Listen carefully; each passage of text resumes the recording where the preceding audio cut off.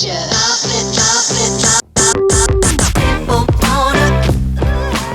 Ladies and gentlemen, welcome back to the Time Machine. I'm Harper, and I hope everyone out there is staying home and staying as safe as you can.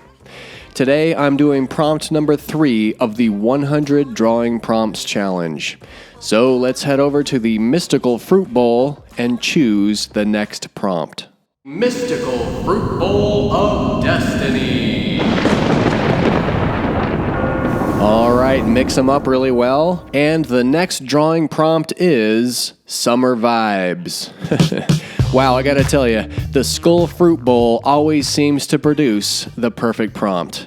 Summer Vibes is just what I needed because last week it was 50 degrees and rained for 3 days straight. I'm tired of wearing jackets and pants. Give me sunshine and warm weather.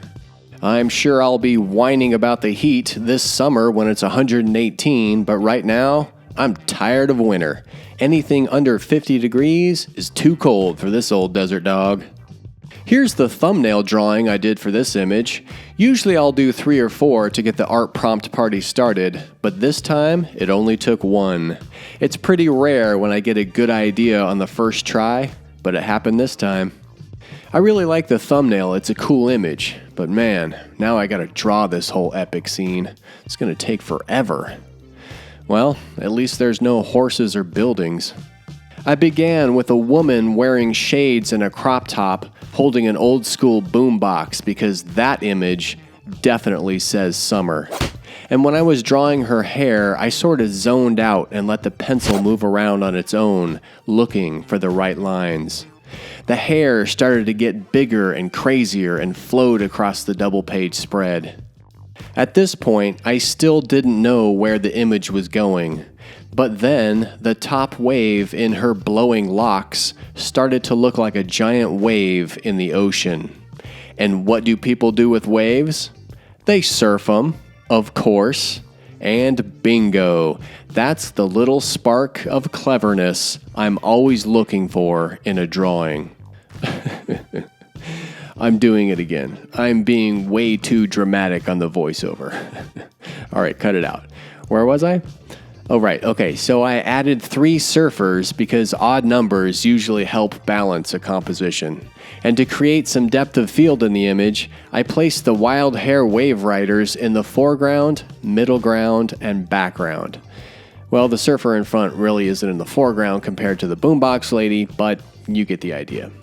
I wanted to have a large text element in this image, and what better text than the actual drawing prompt? I gave the type a rounded corner, bright and shiny look that feels like fun in the sun. Since these drawings are in my sketchbook journal, I wanted to leave a little space at the bottom for a short journal entry about how I was feeling when I drew the image. I added a sunrise with some soaring birds in the background and wondered what I could put in the empty space on the left.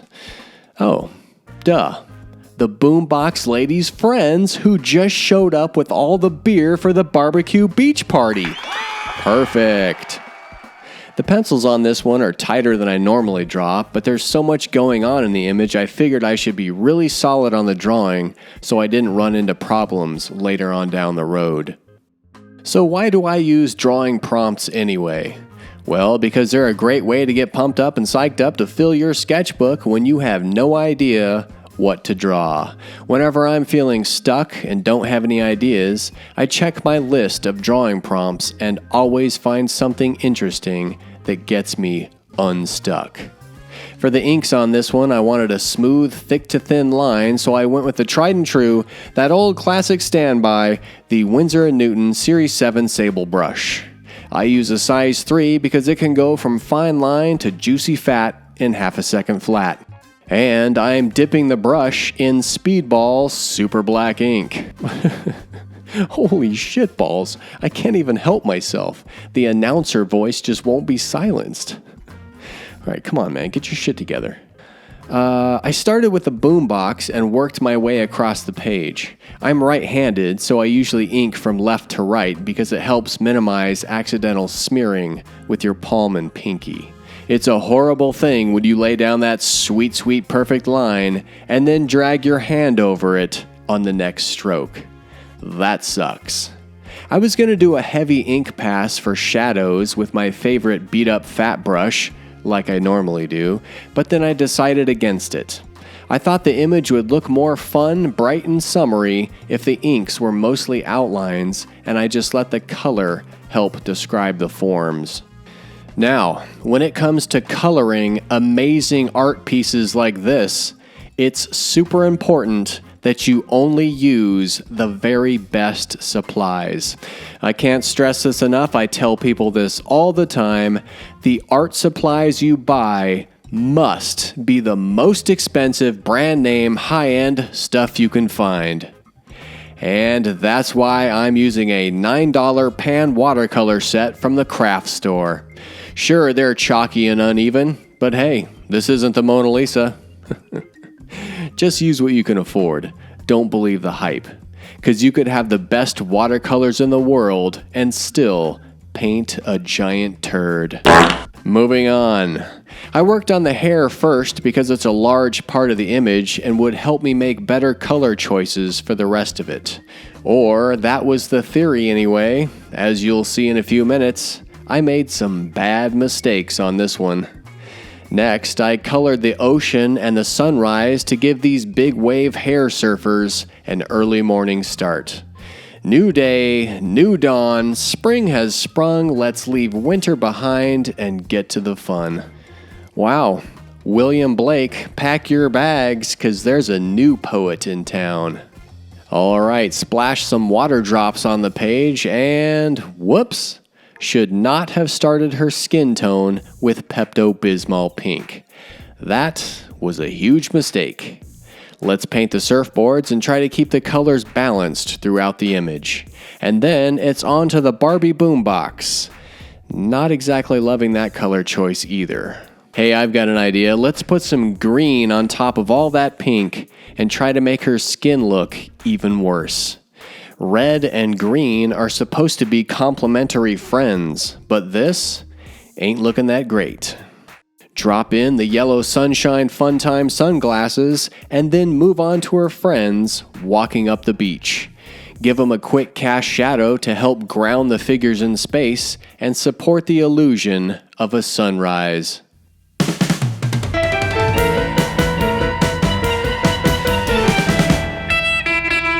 Turn up the stereo in my office and add Fishbone to our SummerSlam soundtrack. After all, there's a party at Ground Zero. Try desperately to fix the giant green-pink skin debacle with some half-assed shadows and then, sadly, just give up. Okay, here comes the after-school special feel-good part of the video. This is your takeaway right here. Are you ready? The next time you're working from an art prompt or just coming up with an image to draw, try to think about some cool little nugget of an idea that'll add something extra to the image. It doesn't have to be a big deal, just one small thing that will boost the image and move it closer to that next level. It could be as simple as a t-shirt on one of the characters, an unexpected color choice, or maybe the juxtaposition of two extreme opposites. That kind of magic doesn't always happen, but sometimes we get lucky. And that kind of luck happens a lot more when we're already drawing. So don't just sit there trying to think up cool ideas. Start drawing now. Next, I filled in the main colors on our summer surf team and then started adding a shadow layer to all that hair, which, by the way, took forever. Dropped a shadow layer on the text and figured, what the hell, let's make one final stab at fixing that skin color. Nope, that didn't work either. Yeah, those are supposed to be freckles, but they look more like chicken pox. Or maybe bug bites? How about zits?